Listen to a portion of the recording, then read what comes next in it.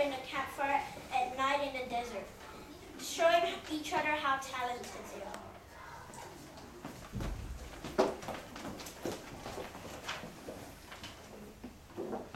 Get around, guys and gals, pretending you're sitting by a campfire out in the desert at night. Rub your hands together by the warmth of the fire. Take a big whiff of the sagebrush and the hickory roots. Go on, take a whiff. Smell it. You're in for a treat tonight, because tonight you're gonna hear some tall tales straight from a horse's mouth, so to speak. Without further ado, just sit back and stretch your legs out, and don't believe a thing you hear. Put another log on the fire, Annie, and pour me another cup of coffee while you're at it. Better yet, I'll just shoot a hole in the coffee can. Ping! There you go, partner. Now you've got yourself a coffee can with a spigot. Just put your coffee tin right underneath it. Why, thank you, Annie. That's mighty hospitable of you.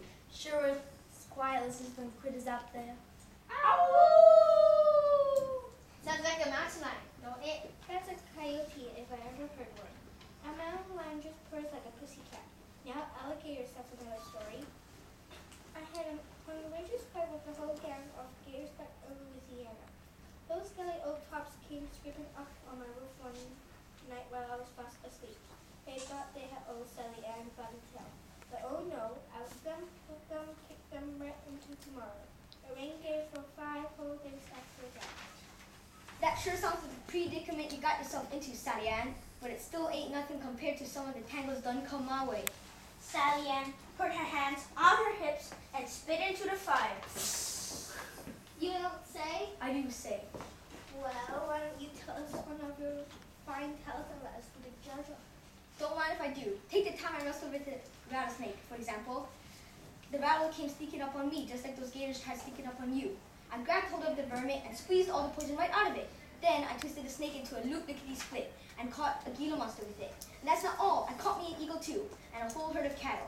That's how the lasso came to be, just so you know. Well, split my time. That's almost as good as the time I chopped down all the trees in North Dakota. As the panels thumped with my bare fist and they wouldn't stick up.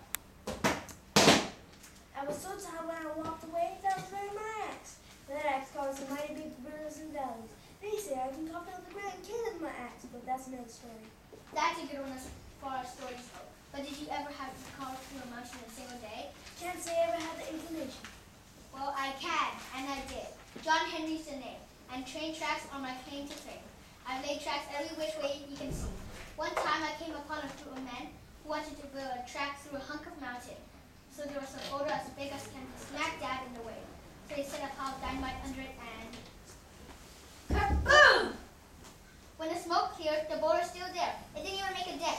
So I swung my hammer up on high and brought it down with all my might. Ching! And brought it down again. Ching! And again. Ching! I think you get my drift. Anywho, before you could say thunder and tarnation, the boulder was gone. The boss man was hopping like a hornet in love.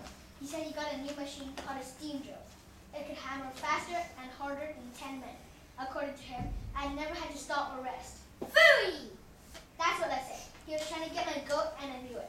I was chomping at that bit to teach that old windbag a lesson. So I made a bet that I could dig a hole through the mountain faster than his darn steam drill. Next day, Mr. Bossman put me on one side and the steam engine on the other. The first one to the middle is the winner, he said. I let you all 3 guess, and the first 2 don't count. Well, that's a mighty fine story, John Henry. You all talk nice. Right nice indeed. But I'm a woman of few words myself. With that, Annie picked up her rifle, aimed it up in the sky, and Great balls of fire, she doesn't shoot a hole in the moon.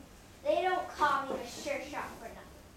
Annie blew the smoke off the barrel off her rifle and leaned against a cactus.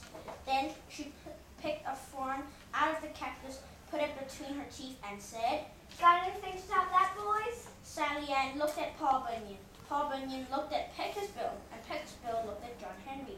Then they ran out of people to look at. So they all just plain ran. And that's the end of the tale.